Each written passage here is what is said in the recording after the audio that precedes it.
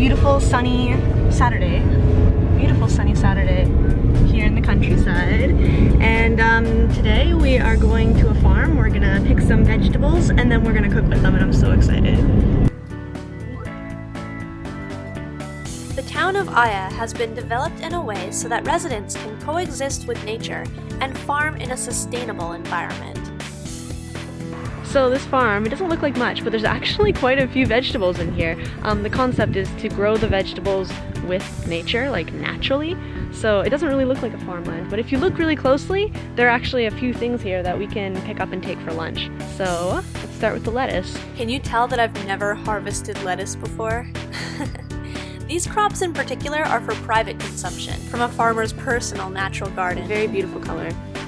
And they don't use any pesticides, no chemicals on their lettuce. So, this is what we got.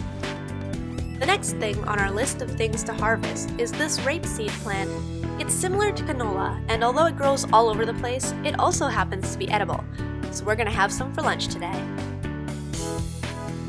The last thing on our list of things to harvest, these gigantic fresh carrots.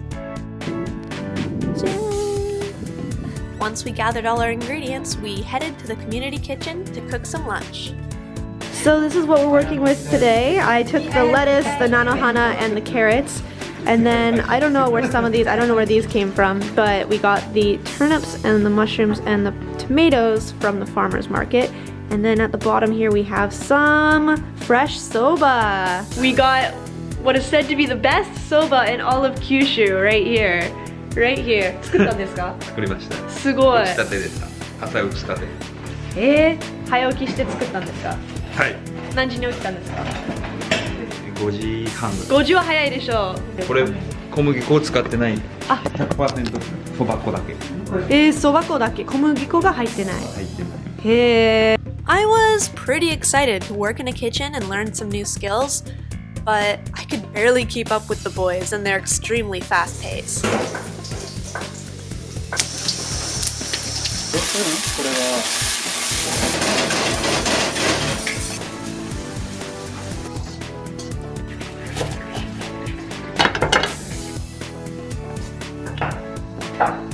おい。あ、そうやって入れるんだね。It was a great chance to learn some new tricks, and also try foods I'd never imagined eating before, like this natto pasta sauce. おいしい。ニンニクの味とかがしっかり入って。白ワインがすごい。へー。白ワインか。So this tempura is the petal of a tsubaki flower, and they say it's really good and I should try it right now, so I'm gonna do that while it's still warm. いただきます。Oh my god. This is so weird. Inside the tempura is like the flower petals and the little pollen-y sticks. I've never had tempura like this before. So our first dish is this natto soba with mushrooms and tomato. The natto has been cooked in white wine and garlic to get rid of the natto flavor. And we have a soba salad with lettuce that I took from the ground like an hour ago. And we have some nanohana peperoncino pasta. So this is the flowers I took in the field and outside. And it's cooked with some pasta. It's very Western, not very Japanese style, but very cool. Then we have some tempura from mushrooms and flower petals, tsubaki flower petals.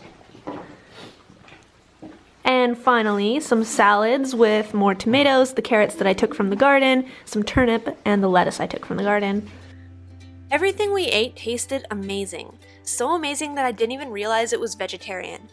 Possibly even vegan? I don't know. Elsewhere in Japan, you would pay a lot of money to eat like this. Inside the grounds of Aya Castle are several workshops where visitors can participate in creating handmade fabrics or pottery. So today I'm learning how to weave. The entire process seems easy, if you have proper hand-eye coordination at least. For beginners, it does take a little bit of practice though. After that, it's all a matter of personal sense and style. I've got all afternoon to turn this into something, so I'll give it my best shot. We'll see how it goes. Once you get the hang of the process, it's actually really relaxing. You can make anything from coasters to scarves here. I decided to settle for a really simple placemat, but I weaved every single color available into my design.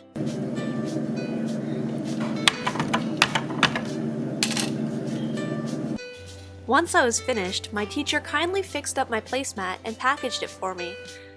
Not gonna lie, I felt a bit proud of myself. I did it! I made it! It's really, really colorful. I used pretty much every color in my arsenal, and I like how it turned out. One thing I can say for sure though is that after trying it for myself, I really started to understand and appreciate the complexity of some of the designs in the gift shop.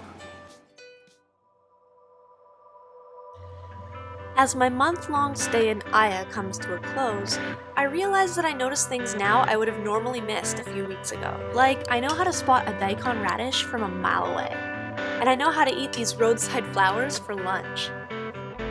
Living in Aya has been an eye-opening experience, and has allowed me to really appreciate the Earth's resources that we seem to take for granted in bigger cities.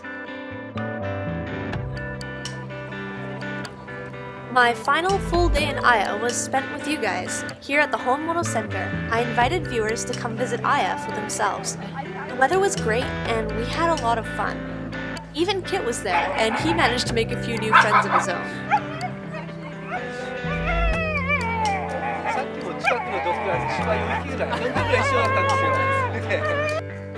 With free Wi-Fi around the city and some of the nicest people in the whole world, this is a safe place to travel even if you're new to Japan. I do hope that one day you decide to visit Aya for yourself. I know it can be intimidating to venture out to the countryside, but I promise that in Aya, you're in good hands.